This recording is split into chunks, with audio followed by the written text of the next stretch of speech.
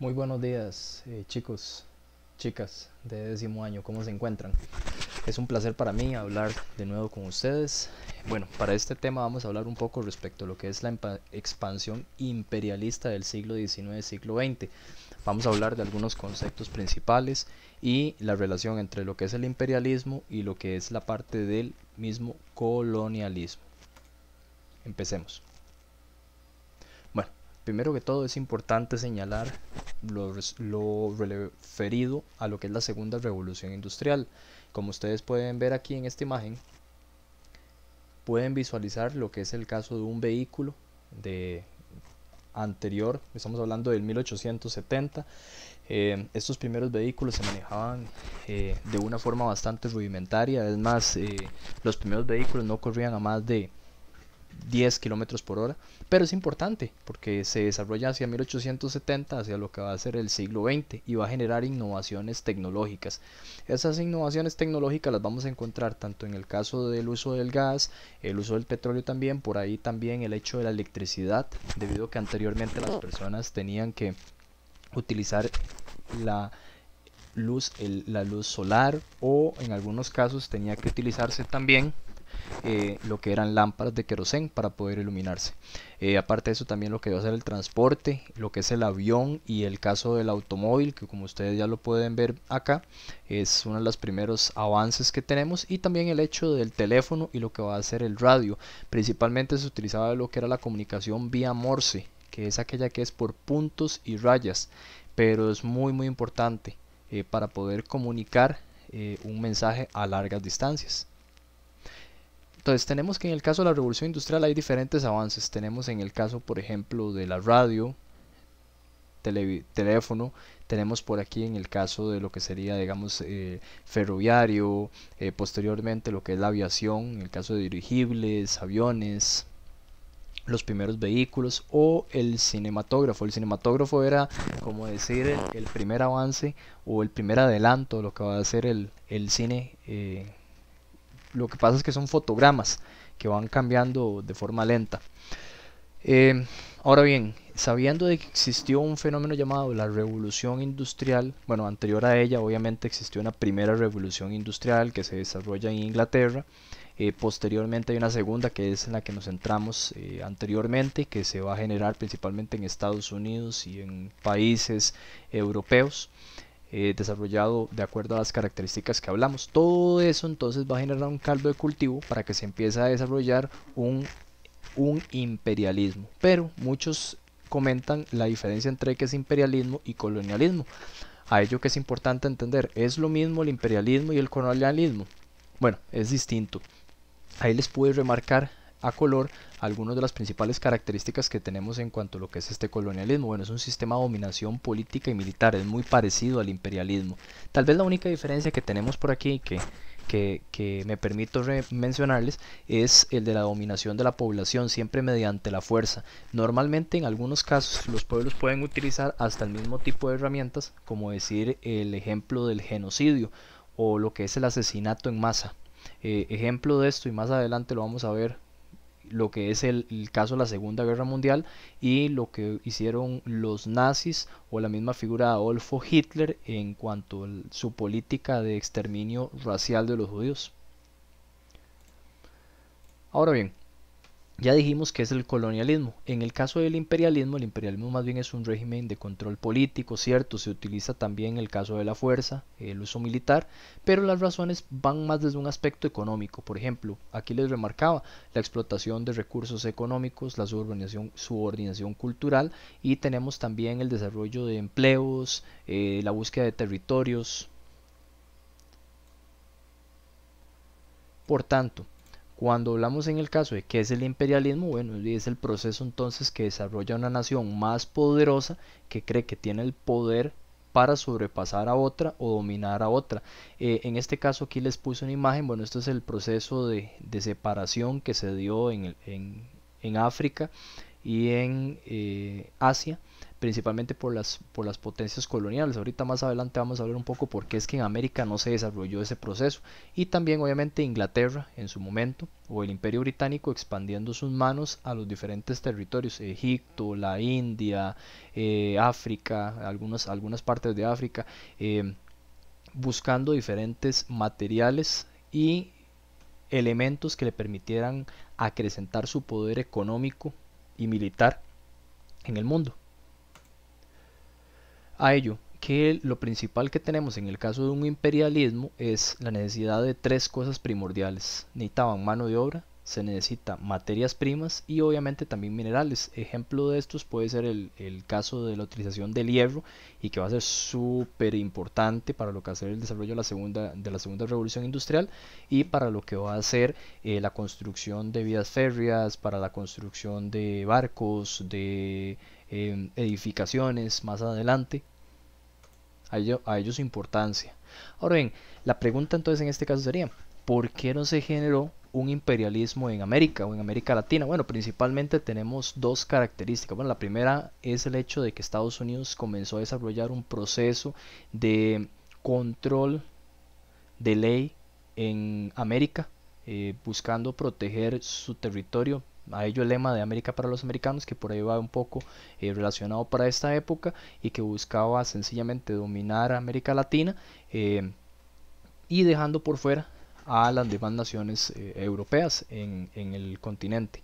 Aparte de eso, también en la segunda imagen ustedes pueden ver ahí, bueno, lo principal que se buscaba con lo que es el colonialismo, o más bien el imperialismo que se desarrollar, es la búsqueda de materiales como el petróleo, como minerales como el oro, hierro, níquel, y posteriormente también en el caso de diamantes, que hoy en día África, algunas regiones de estas, como el caso de Sierra Leona, son de uno de los principales centros de explotación diamantífera en el mundo.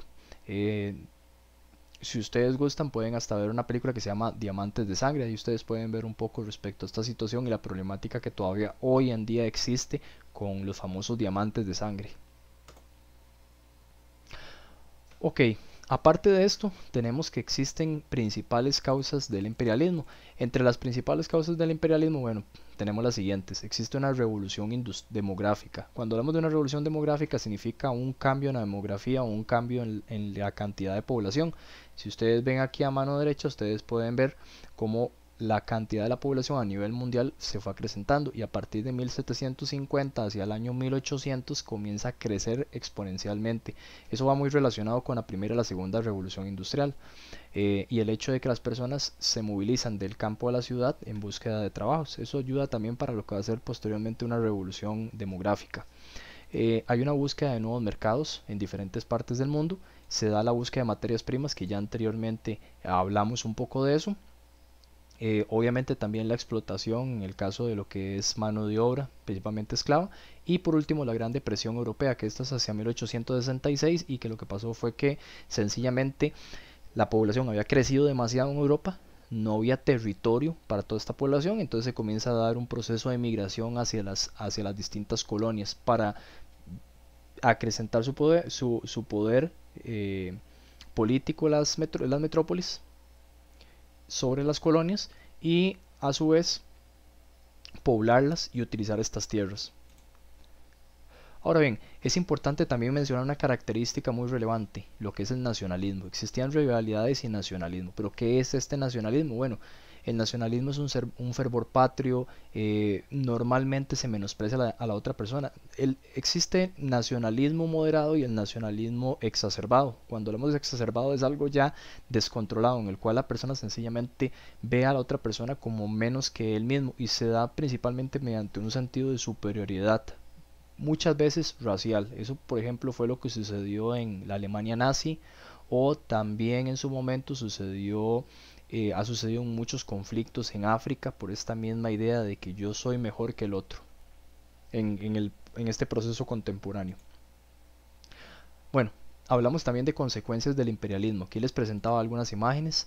Esto se refiere, digamos, en el caso del imperialismo, que también generan algunas potencias. Les comentaba el hecho de Gran Bretaña, pero también Francia tuvo dominación en el continente africano. Aquí se puede ver un poco en el caso del mapa de la época cómo se dio la separación de las diferentes colonias. En América primeramente había sido el Imperio Español. Cuando cae el Imperio Español en muchos lugares hacia 1816, 1818, 1821, como siendo por lo menos los años en los cuales se desarrolla este proceso de colonialismo, colonización. Posterior a ello, el imperialismo que se va a ver aquí es más que otra cosa desarrollado por los Estados Unidos. Por eso es que ustedes ven que lo que es el continente europeo y asiático es dominado en su mayoría por colonias europeas. Y por lo menos para ir finalizando un poco, hablamos de que existen diferentes consecuencias, tanto políticas, económicas, tecnológicas, ideológicas. Políticas, sea el prestigio político internacional, se va a la búsqueda de ese mismo nacionalismo, se desvía la atención de la opinión pública en otros asuntos. Se dan económicas, como el caso de las materias primas, salida de excedentes, las crisis económicas, sobreproducción y el caso del consumo. También se da la tecnología, que ya anteriormente lo habíamos hablado, la revolución de los transportes y la aviación. Ideológicas, el hecho de la superioridad de una sobre otra, y también la misión civilizadora o evangelizadora que se dio. Ahora bien, también aparte de esto nosotros tenemos lo que es el caso de la guerra del opio, que es un conflicto armado dado en Indochina por parte de lo que es el Imperio Británico. En el caso de la guerra del opio, que es un conflicto armado en Indochina por parte del Imperio Británico con China, debido a la prohibición de que, bueno, principalmente de lo que es la droga, que es el opio, para esta época generaba grandes ganancias a lo que es el Imperio Británico, lo que es el caso del opio. Este conflicto armado se va a dar entre 1839 y 1842. Ok, ¿cómo es que se da? Bueno, Gran Bretaña envía tropas a China, o lo que es la zona de Indochina, que ustedes lo pueden ver un poco, hacia esta zona, principalmente para mantener su hegemonía o su control sobre la misma. Al final, el gran perdedor de esto es China, el cual tiene que firmar con Gran Bretaña un tratado, el cual se llama el Tratado de Nankín. Este tratado de Nankín principalmente tiene ciertas características importantes a remarcar. Bueno, tenemos que en el caso del Tratado de Nankín se da la aprobación del libre mercado. ¿Qué se va a abrir de mercado? Bueno, la exportación del opio sin ningún tipo de problemática. Se da los territorios de Hong Kong a los ingleses por 50 años, o sea, estos toman todos estos territorios, y la ampliación de la colonia de Macao, la cual era portuguesa. Esto es porque Portugal ayuda al Imperio Británico para poder dominar a los chinos. Entonces, en beneficio de los portugueses, los británicos, obviamente dentro del mismo tratado de Nankín, les ofrecen esos territorios que ellos deseaban, que es la zona de Macao.